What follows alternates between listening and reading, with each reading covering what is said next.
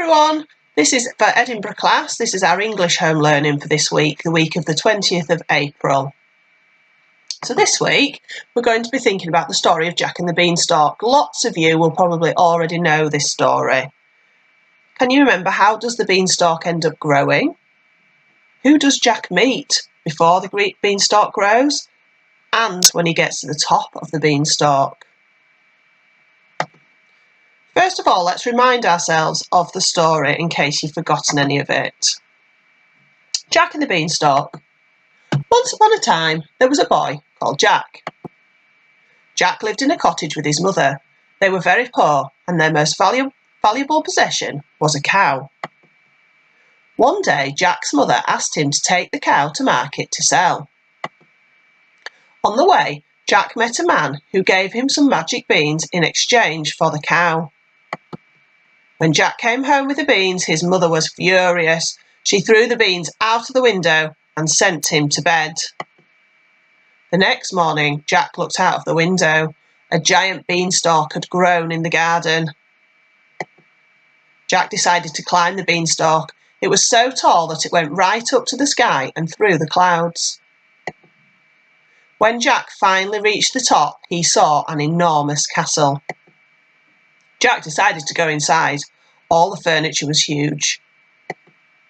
Suddenly, Jack heard a loud noise.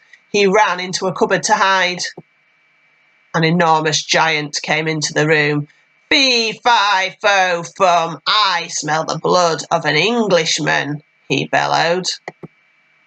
The giant sat down at the table. On the table was a hen and a golden harp.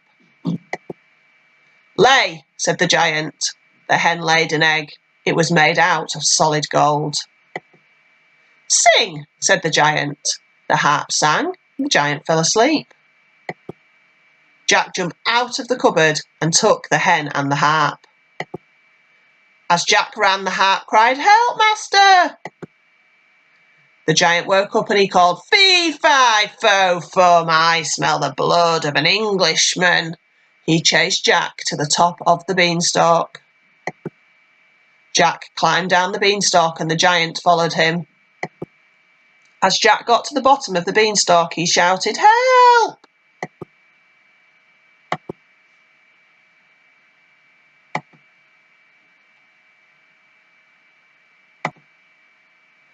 Jack's mother came out with an axe. She used it to chop the bottom of the beanstalk.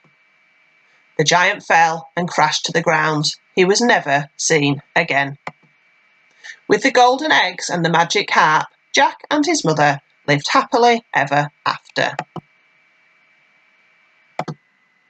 So let's have a look at some of the things you could do this week now around the story of Jack and the Beanstalk. You can choose any of these. You don't need to do all of them. One of them will be absolutely fine. The first thing you could do is just retell the story we've read in your own words. You might decide you want to create a comic strip version of the story. Lots of lovely pictures with some speech bubbles. You might want to be a little bit more creative. Imagine that Jack didn't meet a giant at the top. Can you write a new version of the story? Maybe he doesn't see a hen and a harp. Maybe he meets some different characters. Could you act out the story and video it for me? Maybe you might create a picture book version of the story for a younger child. Or you might decide you want to write a letter from Jack to his mum saying how sorry he is for selling the cow for the beans. Pause this screen while you decide which task you want to complete this week.